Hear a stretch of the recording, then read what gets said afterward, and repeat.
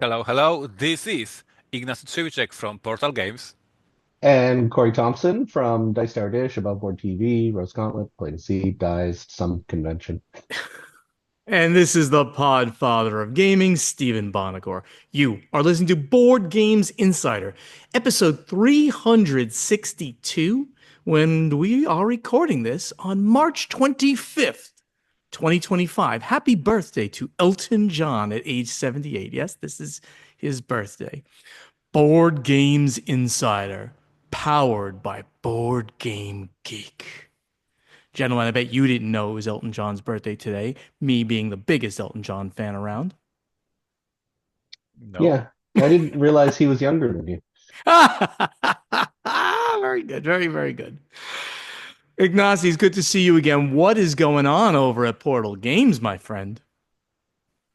We are at the point of the year when we will send everything to print Hmm. and then we will just wait. This past week, besides having COVID for the third time in my life, we were running a lot of demos of Bohemians on Tabletop Simulator for our partners. Once again, on one hand is a news, on other hand is a teaching you how the industry works these days. So when you have a prototype and you're looking for the partners in Europe, in different countries for different local editions, you put the prototype on the tabletop simulator, and then you schedule a call and you play with the partner. So we played with our French partner, Spanish partner, Korean partner, etc., etc. So lots of demos, and the feedback, of course, is super, super awesome. And then we follow up with the print and play files. So once again, how it works, and then they will play in the office, and then they will decide if they want to do local edition. So this past week and upcoming week, to be honest, is all about running demos for the partners for Bohemians. As for the pre-orders and street dates, we have a running promotion of Brazil. This is our game that we released at Gen Con, I think 2 years ago. This is the country that Donald Trump doesn't want to buy yet, so be first and buy the game before him. So you can go to our website and get Brazil for yourself. What's happening at our HQ? I'm playtesting. Actually, I have it on my table, so I cannot show it. We are playtesting Bohemians solo variant. This is the last part of the Bohemians that we need to nail down. So solo playing. We will have three different scenarios in the box, and my favorite part of this job, a rule book for Bohemians. So yes, editing, changing, writing. I hate this part of course, of the design process, but very, very important. So playtesting solo, writing rulebook for Bohemians. Mm, Debating on travels. Once again, I don't want to be each time when I'm on podcast to complain on things happening in America, but there's a lot of information about the problems getting into America from Europe. A lot of people from Germany, from UK, reporting on some problems at customs. And believe it or not, many of our listeners who are our friends know us personally.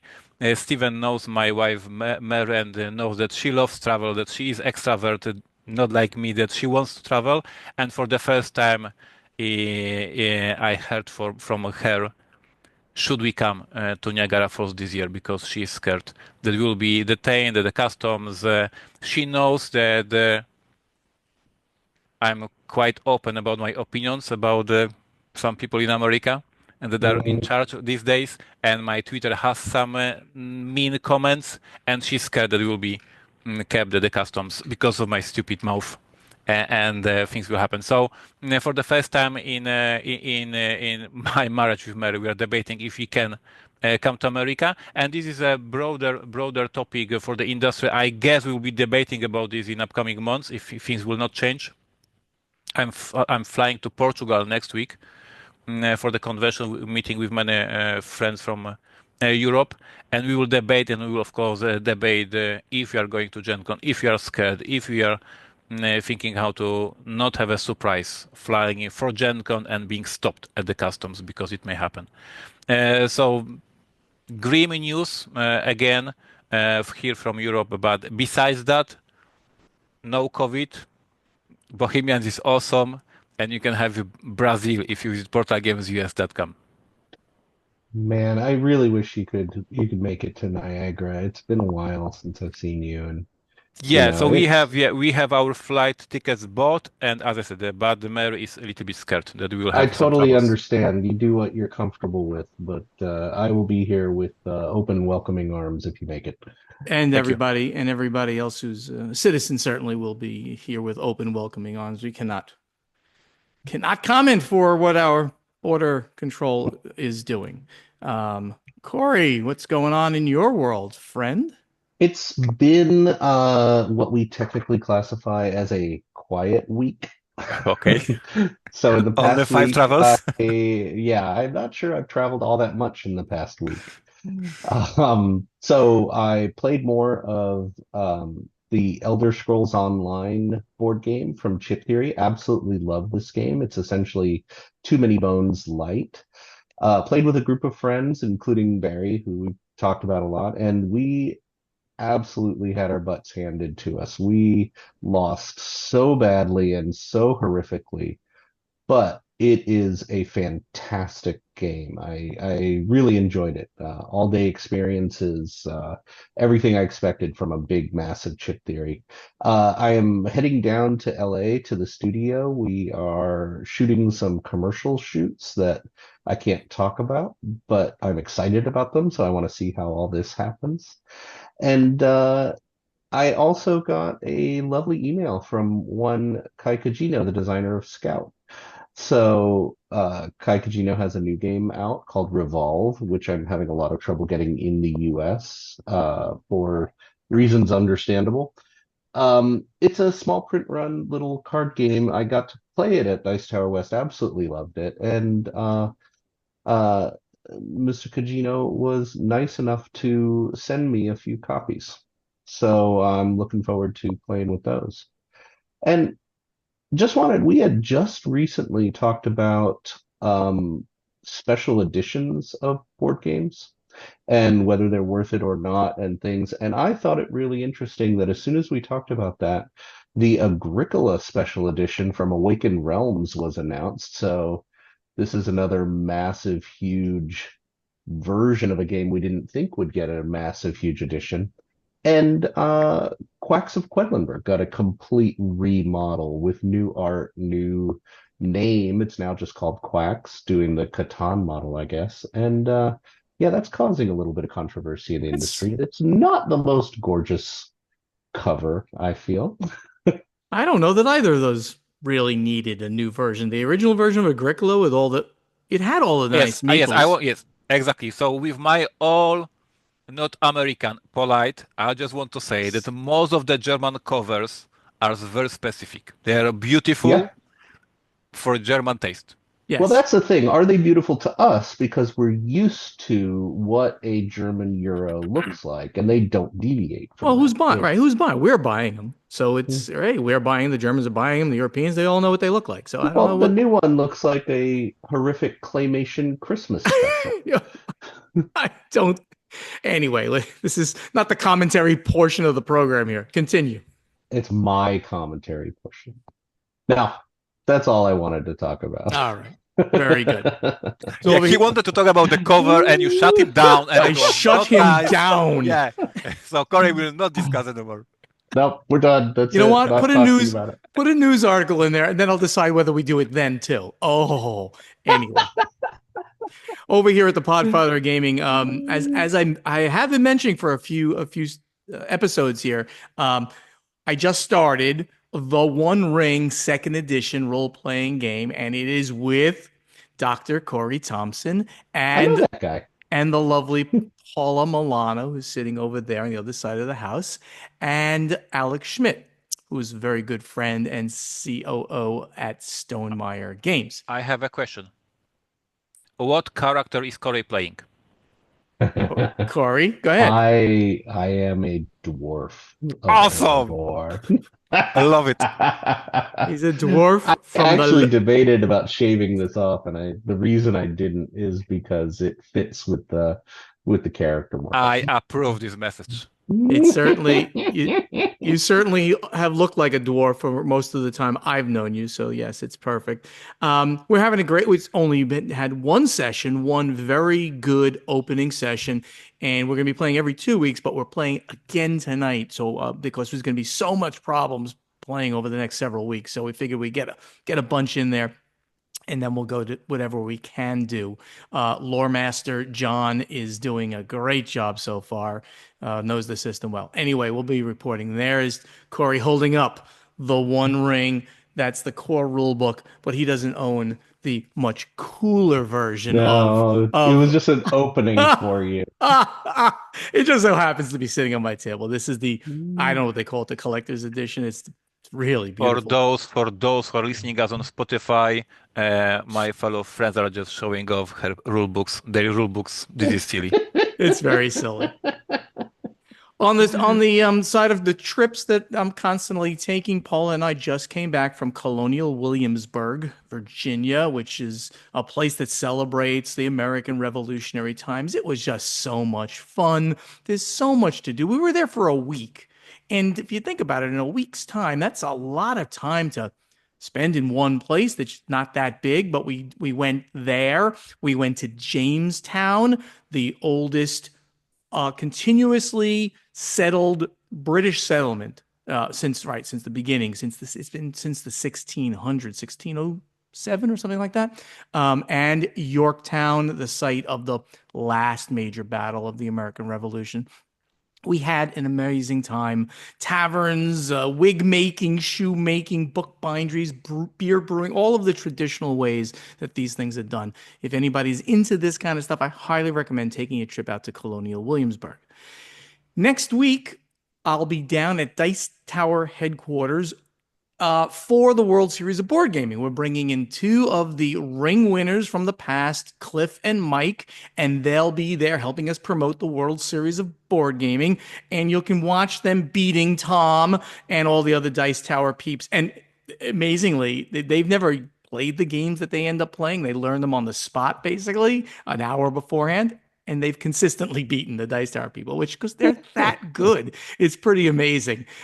So come down. You can watch live or recorded on the Dice Tower YouTube channel. And of course, we'll be giving away some stuff and doing some promotions and some codes that you'll get a really good deal if you want to come out to the World Series of Board Gaming. Highly recommend it. It is such a good event.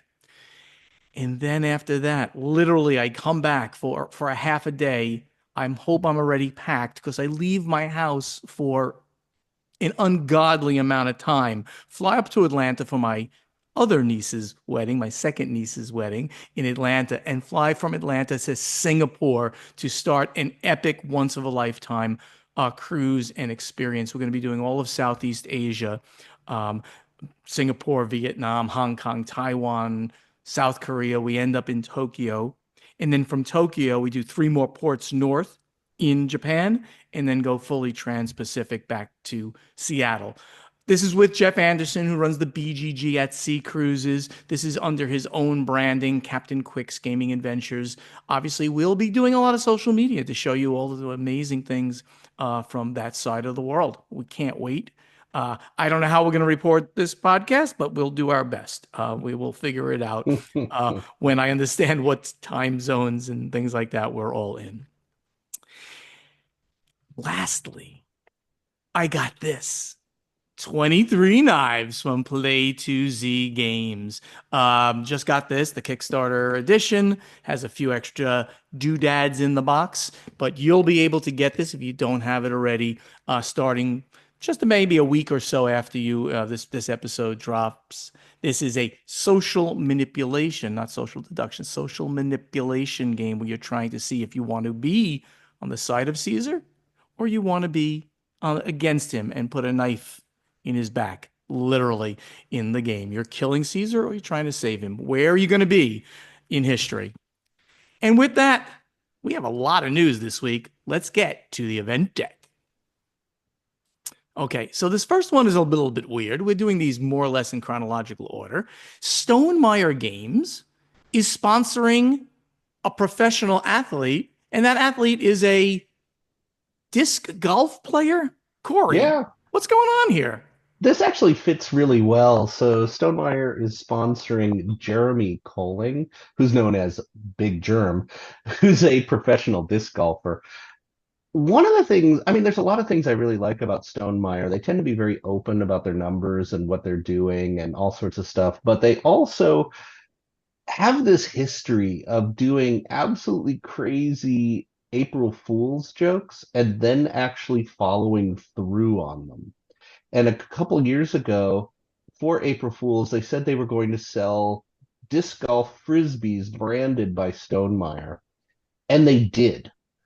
So now they are sponsoring Jeremy Colling. I just think it's a neat kind of look at the inside and the strange things that Stonemeyer's willing to do.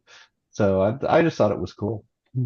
There's been a crossover between board games and disc golf on some level ever since um, Cool Mini, not Cool Mini, sorry, Cool Stuff Incorporated over in the Florida. They were a board game retailer, but they also were a retailer of disc golf, which not There you many go. people knew about that. But that was something that they were doing for years. They've actually gotten out of board games, and I think they still sell disc golf and other things. The next article from ICV2, 2024 was a year of stabilization in the hobby games market after COVID surge and a reaction to end the pandemic. Milton Grape, who is the owner and chief editor for ICV2, very knowledgeable guy, and he keeps very close eye on the numbers. He wrote an article saying that the hobby game market stabilized in 2024. The result was a solid year with sales at a continuing high level, roughly 70% higher than they were in 2019 only. The stabilization of sales at a high level in 2024 was a positive sign for the hobby and the business. And he defines hobby games for us, of course. In general, his entire article here, and he also has a white paper that you can read if you're part of the pro section of ICV2. But one of the interesting trends he puts here is that they estimated the hobby game sales in the US and Canada at around Mhm. 2.8 billion US dollars for 2024, nearly identical to the 2.845 billion in sales that they estimated for 2023, with some minor rotation between the categories. One overall trend was the lack of big new hits in this year, which was the case across the categories. There were definitely solid product introductions in 2024, but no blowout hits that changed the business. Any other comments on that, guys? I mean, I think it's generally pretty decent news that we did not decline. Yeah, it's really interesting. I think it brings to light the fact that we've been talking about big rises and big jumps in the industry. And what we were looking at partially was recoil after COVID. People came back and really were spending like crazy trying to make up for lost time. So this is just at least saying that we're not losing in the face of all the stuff that's going on. Uh, there's a little section also about crowdfunding. Crowdfunding appeared relatively flat in 24, which, has kind of gone along with it. All of the crowdfunding platforms are talking about how great they're doing, but they're in context of how you play with the statistics. So GameFound has 8 out of 10 of the top crowdfunding projects during the year. Kickstarter has, by quantity, many, many, many more projects. All the kickstarting together, all of the crowdfunding together is looking at about 220 million in 2024, which is almost the same as 2023. Very good. So, Ignacy's going to go sleep during this business news here because we have more of it. The bankruptcy court approved an increase in the Diamond Comics credit limit. So as we have reported on several occasions here, Diamond Comics, which is the parent company of Alliance Distribution, they were the largest game distributors, hobby game distributors in North America, and they are in bankruptcy right now, and they are reorganizing, selling assets, and trying to stay in business. That's the background. But we had this news that as the first deadline for bids in the Diamond Comic distributors' assets passed on Wednesday, the U.S. court in Maryland issued an order approving an increase in the amount of money available to Diamond Comics distributors under its debtor in possession financing agreement, as reported on ICV2. The amended agreement between Diamond and lender J.P. Morgan Chase provides for loans of up to $44.7 million, an increase of $3.7 million over the initially agreed $41 million. Since Diamond owned $32.6 million to Chase when it filed for Chapter 11 bankruptcy protection in January, this increases the new amount of the financing to $12.1 million from the $8.4 million available under the original agreement. So this is obviously good news for Diamond Comics. It's good news for the creditors that the bank is coming in and saying we're going to continue backing short-term loans so that you can stay in operations at least for now and probably going forward. And this could be good news because we reported just 2 episodes ago that there was this big loan that was backed by, guaranteed by several parties, including Renegade Games, on behalf of Diamond Comics. So all of this sounds like good news that nobody is going to have additional issues from this bankruptcy. The one thing that we haven't heard from yet is that just yesterday, March 24th, there was a sale, a live auction sale of Alliance Game Distributors and Diamond UK and other assets potentially. We have not seen any reporting on this yet. Probably would need to do some research on court documents, but even those might not be filed yet. So we'll definitely pick those up as we can get more information on that. No commentary from my co-host. No. Oh. I have no knowledge about Diamond Comics. I have no knowledge about some tricks to give credit to the bankruptcy so they are not bankrupt because somebody loaned them money. Like this is like, I operate like a small business. I have my own budget. If I'm bankrupt, I'm bankrupt. So it doesn't. No. Okay. No comments. Well, maybe you should listen to a certain podcast that talks about the business side, or just appear on it, and then you'd find out about this information since we did report on it. And they learn how to do bankruptcy and don't get out of the business. Well, no, thank you. Hopefully, it's going to hurt the comics industry much, yeah. much more than it's going to hurt the games industry. But I'll be really curious what happens with the Diamond sale. It was kind of a given that it was going to sell to Universal. The Alliance sale. The Alliance sale, my apologies. Right. It was given that Universal was the forerunner, but other big parties have gone to this sale. So it could be anybody. Yeah. I wouldn't be surprised if Asmodee was there at the sale. Hey. So don't speculate. You don't know. I don't know. Unless you looked up the documents. Who else is a player? Who else is a player in this industry? I suspect that there's a lot of big people at this table, and it could change the face of distribution. Could change the face of distribution for hobby gaming in North America. This entire thing is absolutely changing the face of distribution for comics distribution in North America. The next thing is also related to the bankruptcy. The bankruptcy trustee objected to Diamond employee bonuses. This is an interesting little article, and this just from 4 days ago on ICV2. The bankruptcy trustee in the Diamond Comic Distributors Chapter 11 bankruptcy case has filed an objection to employee bonus programs requested by the company and to the request to redact information about the programs from public documents. Diamond's motion was filed on March 6th, and the objection was filed on March 20th, 1 day after initial bids for company assets were due and 4 days before the auction. A hearing on the motion is scheduled for March 27th. The proposed bonuses were included in 2 programs, a key employee incentive plan and a key employee retention plan.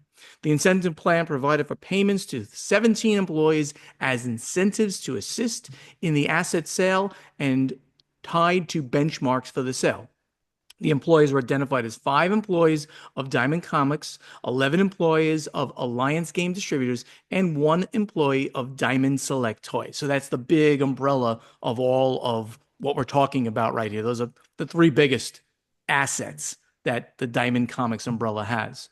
Bonuses are tied to the sale prices of Diamond, Diamond Select, and the remaining assets. Over $1 million in payments is proposed, with over half coming in 2 payments to Alliance employees of $272,000 each. There's a big drop in the next largest 6 payments of $40,000 to $45,000, 2 for employees of Diamond and 4 for employees of Alliance. So this is very common during bankruptcy proceedings, that the company is trying to get some of the money to pay out employees just because, in some cases, usually executives or the bigger players. So just because they'll do it, but also because they need to retain some of these people to actually keep the business going and ensure that they can sell the business at certain levels. So not unexpected, but very often these things can't go through because the bankruptcy court says, no, you're paying people too much money. We need that for the creditors. We'll see how this plays out. All right, gentlemen, this one was a little weird. Corey, why don't you take this one top to bottom? It's a little bit of a strange news story, but unfortunately, I think it speaks to some of the paranoia and misinformation that we have right now. Agreed. So a proposed Texas law is attempting to ban furries in public schools. And this is an extension of the false news from a few years ago that they were keeping litter boxes in public schools. Absolute absurdity. The reason I bring this up is the law is very much targeting the furry community. It's actually called the FURRIES law, the Forbidding Unlawful Representation of Role Playing in Education Act. The biggest issue, aside from just, attacking, a community that's caused no trouble at all, is it can be extended through general wording to role playing in general. This law could make it illegal to have role play games or role playing clubs within public schools. It's a very weird law that basically uses the word role playing in a very generic sense, and it makes it against the law to represent as any non-human entity in a role play situation. It's just a ridiculous bill that's been put forward. It is, and and to kind of add some of Ignacio's paranoia about some of the things going on, there's just it's just stupid that this thing would have been proposed, that people can't role play. Is essentially what it is. Nobody's peeing in a litter box. That's not what furries are about. And if you want it's not even worth talking about that story from 2022. It's just ridiculous things that never panned out. There was no truth to that whatsoever. Yeah, I mean, you're right, exactly. And it's certainly not happening in schools. So with that. So people want to get together to role play. That's what they can do, and that's what they should do. And that's First Amendment, if nothing else. So sad that this has come to light. ICV2, thank you for bringing it to light, because I never would have heard it. And with any luck, this is not going to see the light of day. The next thing near and dear to, I think, of our hearts is that Netflix is going to be doing a live action series based on the Forgotten Realms. Wow. I'm excited to hear about this, and I had not heard about this until I saw this here. Corey, why don't you also take this one, because I think you put it in here. I did. So this came from Deadline, and it was talked about a little bit in some other sources, but the original, I believe, was Deadline. In one of Netflix's biggest TV bets in the fantasy space to date, the streamer has taken in for development The Forgotten Realms, a live-action Dungeons and Dragons series. It's going to come from one of the top producers, Sean Levy, who did Stranger Things and also was a producer on Deadpool and Wolverine, and the writer and showrunner Drew Crivello, who did We Crashed. And it's also involving Hasbro Entertainment. So the proposed series will take place in the iconic campaign setting and centerpiece of the Dungeons and Dragons universe, a fantasy world released in '87, Forgotten Realms. Source material. They're showing some sort of connection here with the Dungeons and Dragons movie because that also took place within Forgotten Realms. It's unclear if there's going to be any crossover other than lore. Uh, but this is something that's been in the talks for a long time, and it was delayed when Hasbro's film division, E1, was sold off. So this is yet another reanimation of this project. So we'll see how far this goes. This was originally supposed to be a Paramount Plus 2023 production, and now it is Netflix in Netflix's realm. Certainly, Dungeons and Dragons is a really, really hot property at this point. I think that everybody's dying to do a good Dungeons and Dragons television show movie. Honor Among Thieves was fine. It made money, but it wasn't the blockbuster they were hoping for. So we'll see what happens with a TV show. Yeah, I think that this could do very, very well. They're not giving any kind of release dates, and they probably haven't even started filming. So we're talking late 26, probably at the earliest. But this sounds great. I'm excited about this. I mean, Me too. Me too. this would be fantastic to see something and get some more nerd, cred out there. The more we can talk about the stuff that we love, the more the people are talking about, the more people come into the hobby. It's true. It's true. That's it for the news. Let's get over to strategy and tactics. So, by the way, some really cool stuff here. We have questions. Our insiders have realized that we're going to get to their questions pretty darn soon. And they've been putting up questions. So, thank you, everybody out there who actually listens to us, actually listens to me pontificate about the fact that we need questions. So, it's really, really helping us out. So, thank you so much. And Ignacy, we did do this first question a couple of weeks ago, 2 weeks ago. We started it, but it was so interesting that I wanted to bring it back when you were on the episode. The first part we took and the rest we didn't. So we're going to go through Bill Anderson's question. He's at Nix603. And he said that a question about your BGI recent comments about AI. In episode 342, Stephen Bonacore commented that the industry must embrace the reality of AI and find a way to establish regulations and compensation. Corey Thompson also supported the idea of a compensation model that addressed artists being paid used in training AI. My question for all three of you, if all three of you are present, and we are now, is are you intending to leave this to the AI companies to solve, or are you taking action on your own? I.e., Stephen and Corey in Play to Z from an advisory standpoint, and Ignacy at Portal. So let's start just with that. And I'll just start, and I think maybe we'll all agree to this, that there is no way that companies of our size, I mean minuscule Play to Z and small Portal Games, can make an impact in any way to do this. We don't have the technological capabilities or any way to work with these models. Someone will do this, and it will become a standard. That's all that I think I'm saying. Gentlemen, anything else that you could add? Well, in an advisory position, I've talked with other larger companies within the board gaming community about creating a compensation subscription model. You have done this. Yes. And I don't think I can say which companies, but I have definitely talked with a number of companies large enough to try to make this happen. Corey is telling us something that he's never mentioned before. Well, thank you for giving us that information, Corey. And I didn't know this. That's very cool. Well, let's see how that works. I don't. Yeah, because I was listening here, but it looks like it's throwing me under the bus because I will be then stopped at customs. But what I heard about what is happening with the government in America, what I read, because of course I'm super interested in how the AI industry is developing.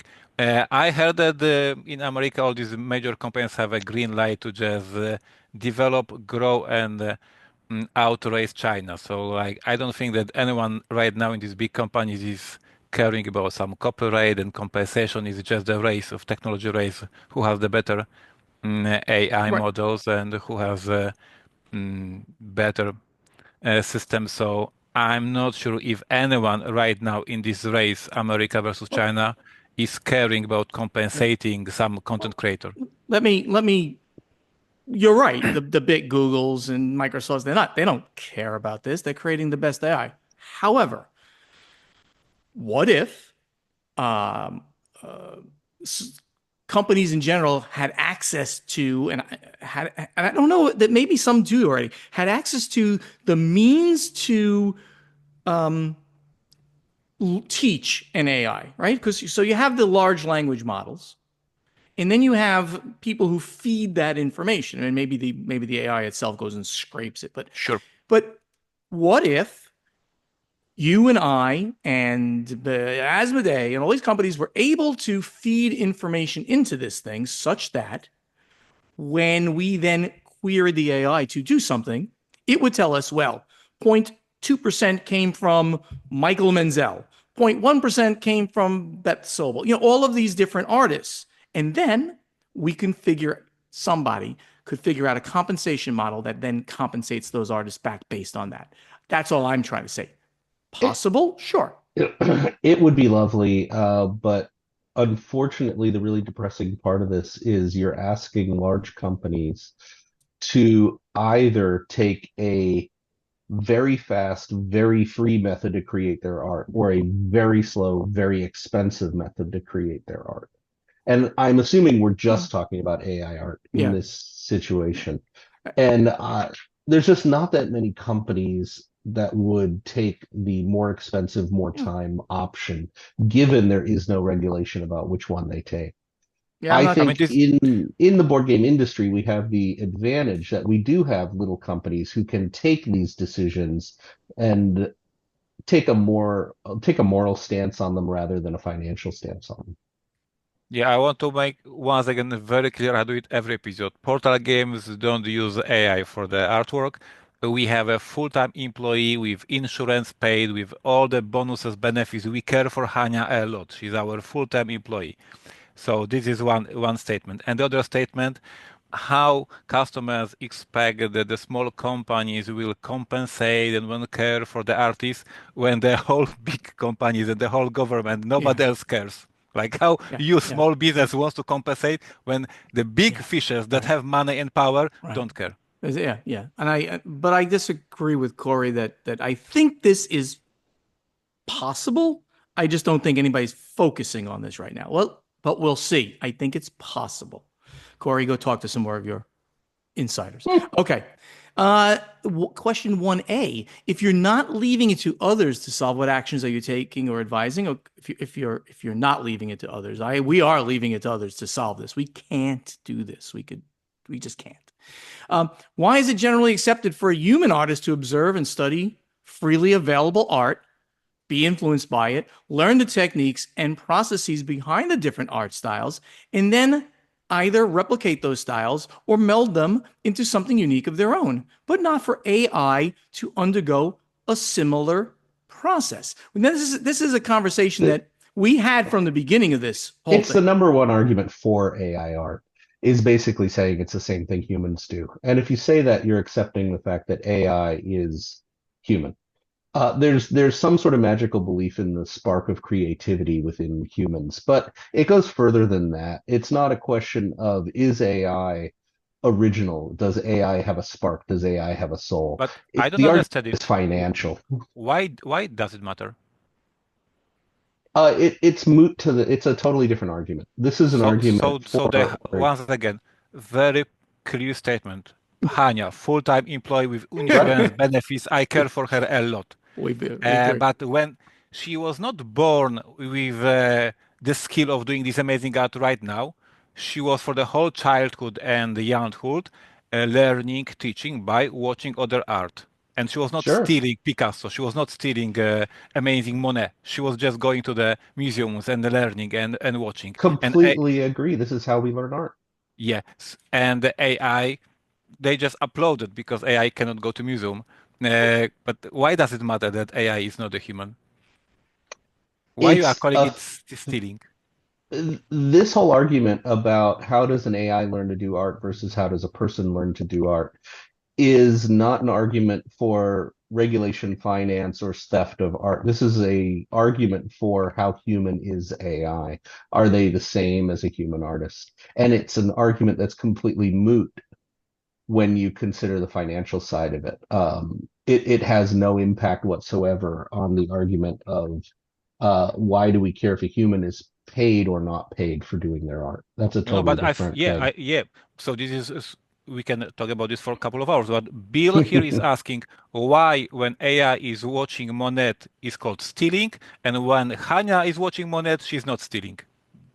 Monet Exactly, that's the guy. or Manet or Rembrandt, et cetera, et cetera. No, I mean, and these are really all valid discussion points. Let's call them discussion points. I wouldn't even call them argument. They're discussion points to come to some realization about does this make sense? But one thing is interesting: the AI itself is not compensated in the end, right? So, right, if you're using something that's coming out of the AI, what do you? It's compensated because you're paying a company to use their AI. I don't know. Yeah. This is something that's going to go on for a long time. But I I want think to just yes to throw one more argument to the discussion we because love this. yes, because what bothers me is that there is a lot of discussion about the art, and the whole discussions about the AI is about stealing art. But AI is doing a ton of other things and helping with different things. Absolutely. And so once again, from this desk example, here is the rule book. So what Ignat, not native speaker, is doing right now, of course, I'm working with AI to improve this English, to make these sentences better without grammar native speaker, so I want it to be better. And the question remains if the board gamers, if the players will say that I stole something because I'm using a big project and helps in different areas from analyzing data reports and sales reports to helping in translation and writing and art. And art is like a micro percent of the whole thing that the AI is used these days in the companies. Yeah. I've said it for every time we have the AI argument. I am not against AI. I'm pro AI. I think the tools are amazing. I think there's so much we can do. I'm against theft of art. I'm not even against AI. Has been an essential part of Adobe But Photoshop, the key but tool we all use for a decade. Are you not going to use Photoshop because there's AI within Photoshop? It's ridiculous. I'm against someone else's art being but why theft? inadvertently stolen. Why is that? Like, once again, we don't want to talk about it for hours, but if they uploaded the art without agreement of the artist, because this is what happened. Just let's face it. These big companies took everything from the internet and uploaded, so they didn't ask the artist, and this is not cool. But Well, let's put this, this artist yeah, was paid for this artwork. Like this is it so was he paid commissioned the for the he artwork for yes one project. yes he commissioned the cover for the Game of Thrones, for instance. He got money, and then IA look at this cover and said, "This is beautiful. I learned now how to draw the castles." But he was not. It was not stolen. He already got was paid. Yeah, but if someone is paid for a single piece of art and then someone else takes it and uses it for all of their projects, That's that's right. theft outside the contract of the job. Let's take computers out of it completely. Let's say I make a Euro game and I hire an artist and they make an exact copy of a Clemens Franz art to make it look like a Euro game. Is Clemens Franz going to be upset? If it's an I didn't exact pay Clemens copy, Franz of course. anything. Let's say it's an exact copy, but instead of a sheep, I made it a weird looking cow. And everything else looks exactly. You can recognize the style of Clemens Franz, and this goes into look and feel. There's several musicians whose entire, like a lot of their income has been lawsuits over look and feel. This song sounds exactly like one of my songs, but you change two of the words. So look and feel is a very difficult one to put lawsuits on. But if a human artist blatantly copied the look and feel of Clemens Franz art for a Euro game, someone would get upset and someone would get sued. And that's not any different from a AI model scraping art and taking Clemens Franz art and creating a Clemens Franz art out of homogenizing all the old stuff. That I think I'm not sure, but I think that now these big companies, which I'm not a big fan of, Yeah. once again statement, but I think they put the laws of like if you try right, I don't know, I didn't check it, but I guess if you right now try to tell these AI models, draw me a cover in the style of Michael Menzel, it will tell you I'm not allowed to do that. I think they already did it, that you cannot copy. Yeah, but I don't know you that that's can't. true. At least last time I checked. I mean, It's I true for played with very it. big names. A lot of the big models will not allow you to copy basically a large name artist who has publicly said they don't want to be copied. Okay. Interesting. So it's turned into like an exclusionary model. I can opt myself out. Interesting. Um, but yeah, it is really a hot debate. I just want to once again mention Portal Games is not using AI art, just Not to everybody to understand it. Next week on a special Hayes. 2 hour all AI edition of Board Game Insider. This is absolutely great, and it's not going away. This is a great thing. I'm going to Yeah, ask because one. what was it? Because what a lot of people in America are missing is how much AI is helping in other part of the world Yeah, with let's. language, all the Oh, translations, absolutely. edits, And helping I'm writing emails, business terrified. emails, Yeah. all these things. That is a lot of this usage. I'm terrified of people in the US, especially having a witch burning mentality of AI that anytime the Oh, word AI comes out, yeah. immediately it's the most evil thing in the universe when we need to be very specific about what we're talking about. It's Again, very important to point that crime out. against theft. Very, very important to point out, Corey, exactly what you're saying. AI ultimately will cure diseases, things that we can't analyze that much data It's that already happening. quickly. It's already happening. So is that bad? You taking away doctors and researchers? No, of course not. This helps humanity. This issue right here is very different than like the full what happens, what Yeah. the AI potential is. Well, They're related but very different. yeah, we're old enough to remember when we felt that Xerox was going to be the death of the publishing industry. We're Uh, not old enough to remember when photography was going to be the death of the art industry. right. And of course, none of those things are true.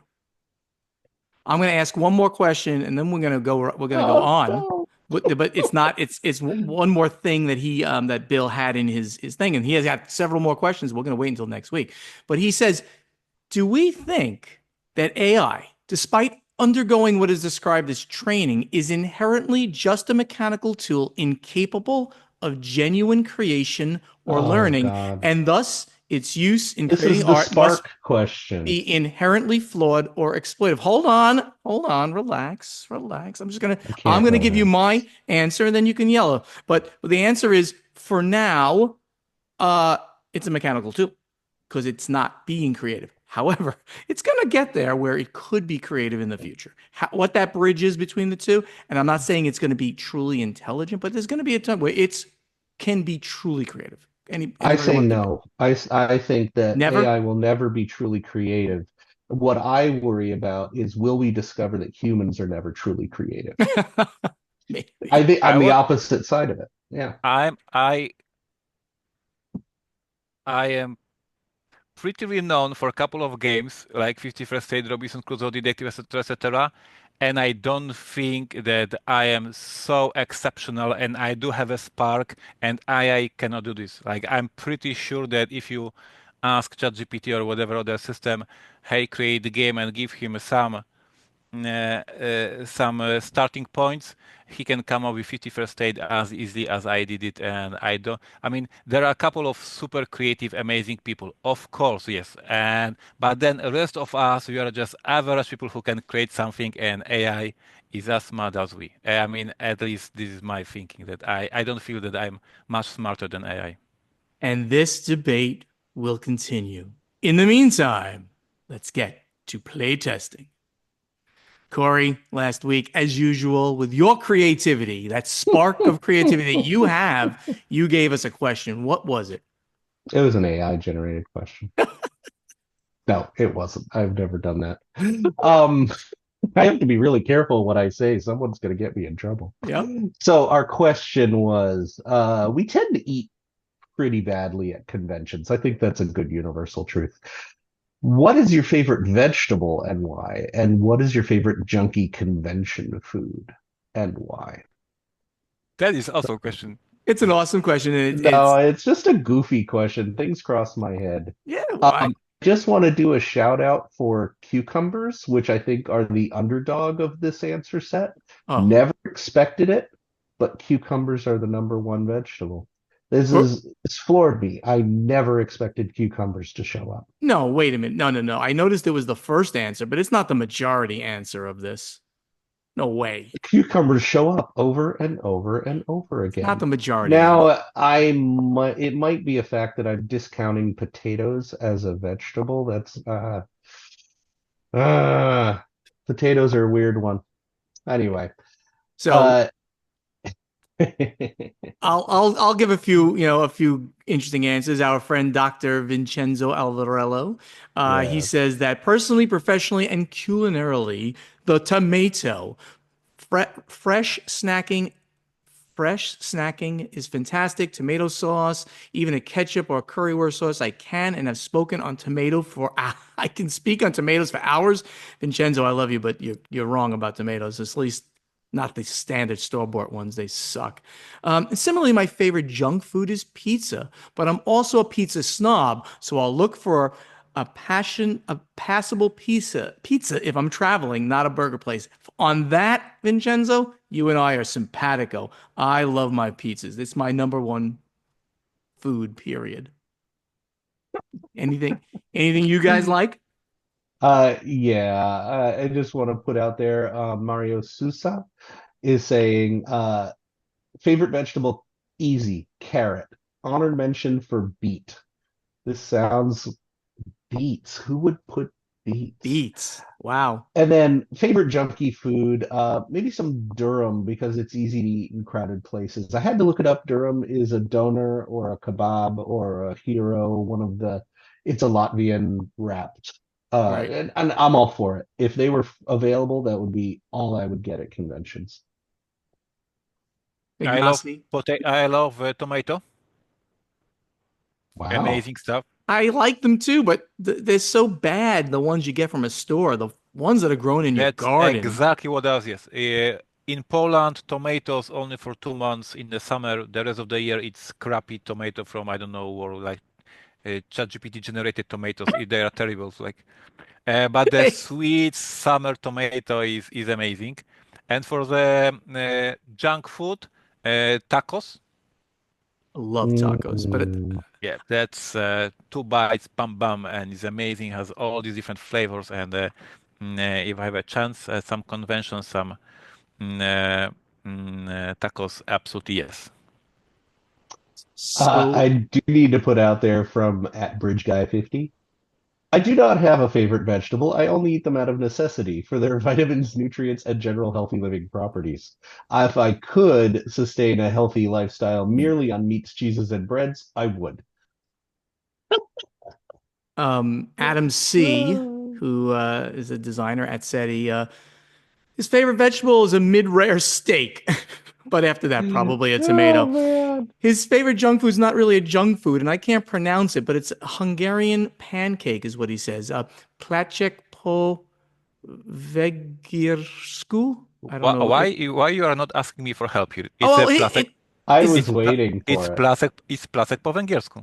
okay. Thank you, but it's Hungarian, or is it that a Slavic? So we Okay. have it in most of the Polish restaurants. You will find it as Hungarian, but it is super common in Poland as well. It's amazing. I confirm placek po węgiersku, which translates from Polish into pancake in a Hungarian style. Placek po węgiersku means pancake in a Hungarian style, and there is beef. There is this is amazing stuff. But this is not the junk food. This is like a full dish. Right, right. Oh, I want one I now now. want Yeah, one. it's amazing. Yeah. I definitely want one right now. Um, any other ones here? Somebody said onions. Conan Daly said onions. I do love onions because they're so versatile. I love sautéing onions. I expected more onion in there, Onions but is just a great, and he's calling that his his vegetable, of course, right? Okay, and his uh, his his his junk food is a fully loaded sub sandwich. Okay, I mean, I was expecting more when these junk foods to be like, well, Cheetos, pretzels, that kind of stuff. But we mostly got people just doing real food, yeah. slightly less than perfectly healthy food. A Reuben sandwich. Chris Dupree says a Reuben sandwich. I love a Reuben sandwich. Oh my God. Pastrami's and Reuben's Jewish deli stuff is so good. I love it. It is. I miss that from New York. We had much more of it back in New York. Jörg Hopfgarten put probably kale as his favorite vegetable because I can cook some extra excellent minestrone with it. Just wrong. Kale's just wrong. Uh, but the only convention junk food I can really stand are fries and crepes. And I'm with you. Fries and crepes are amazing. One of my great joys of going to Essen is that with the exhibitor badge, I can go in early. The crepe stand opens early, and I get my morning crepe. That is amazing. I live for that. Very good And answers. and now I'm hungry. Yes, yes. I'm Well, so it's hungry. almost lunchtime for me, so I'll be eating lunch right after this. So, Corey, you also did next week's question. Well, what is it? And let's talk about that for a moment. We're going so long today. Ignacio's going to kill I me. know, this is going to have a little bit of argument because it's a little bit of a fuzzy question.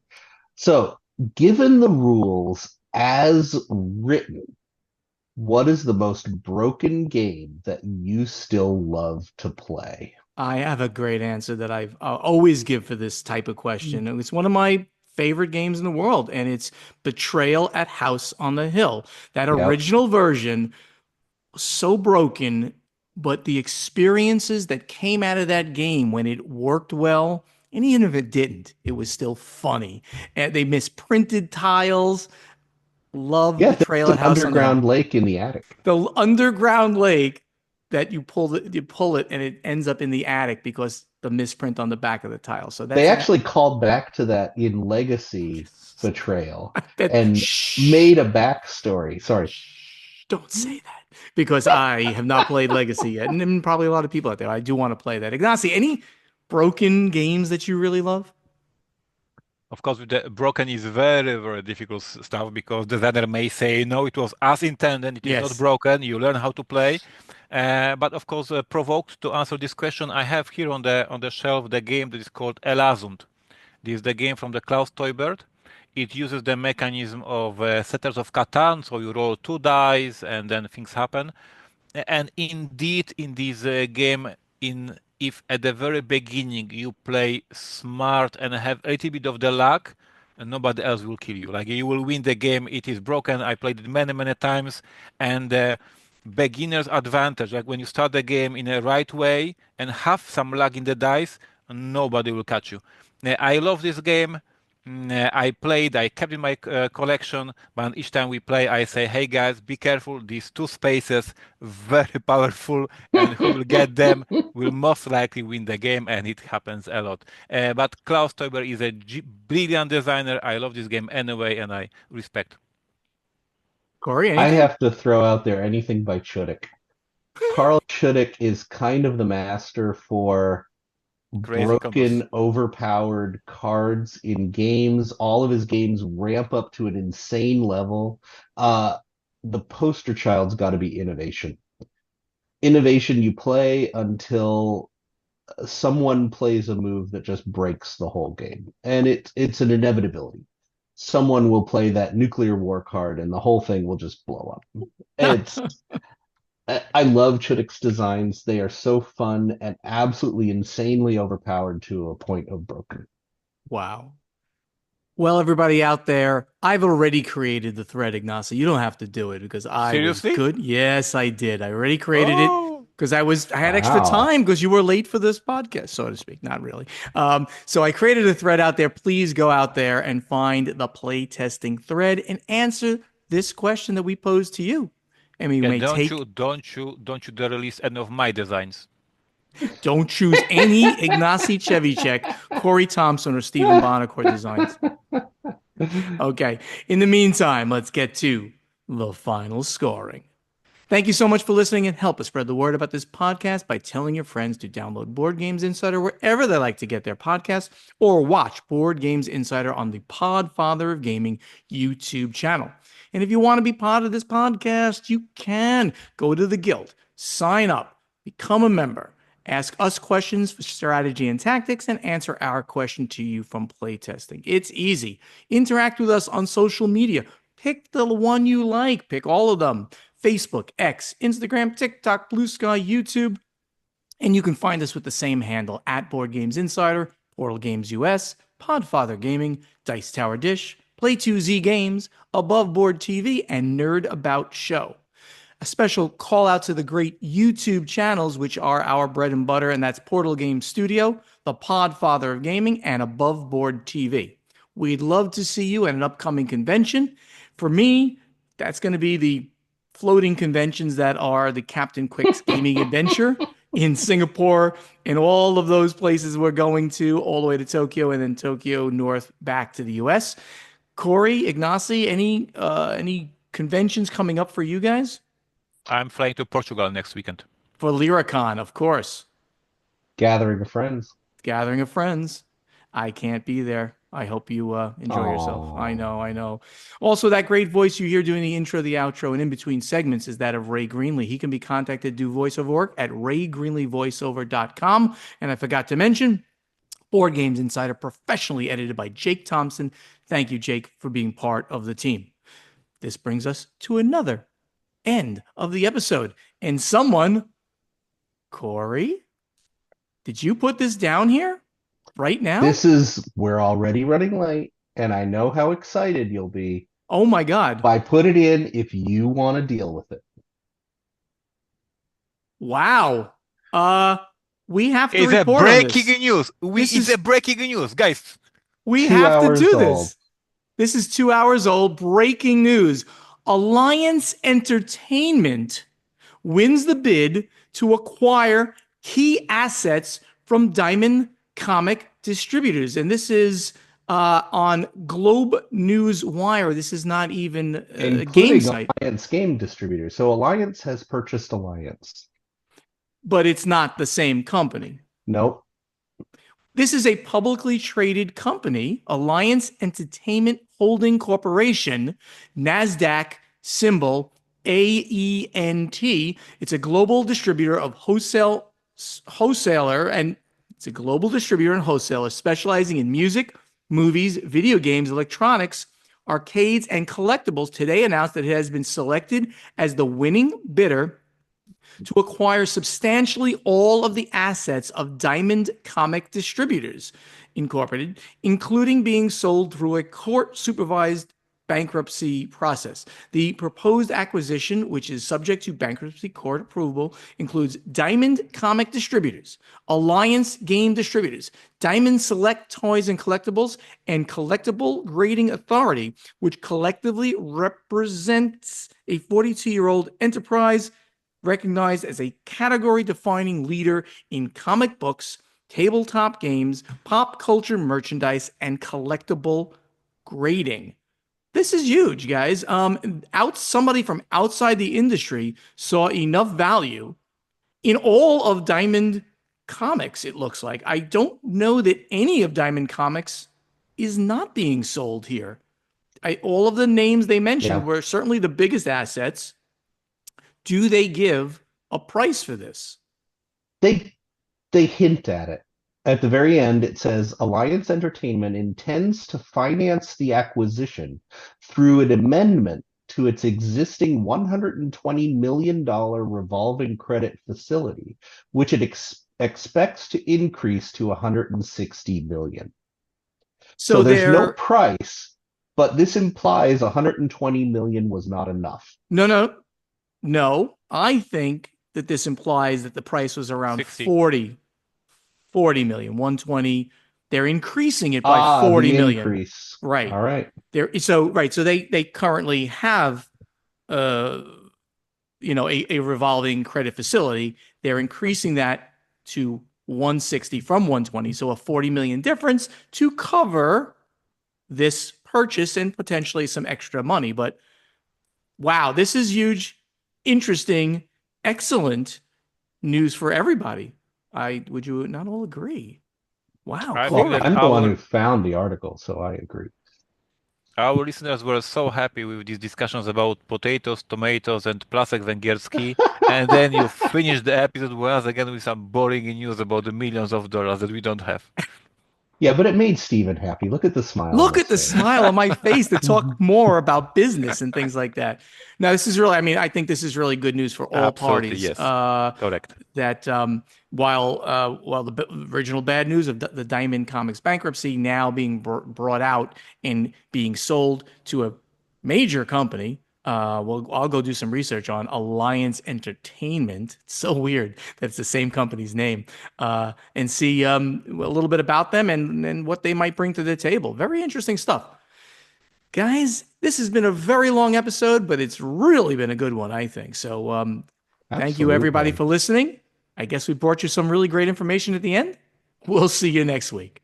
Take care. Bye, all. See everyone.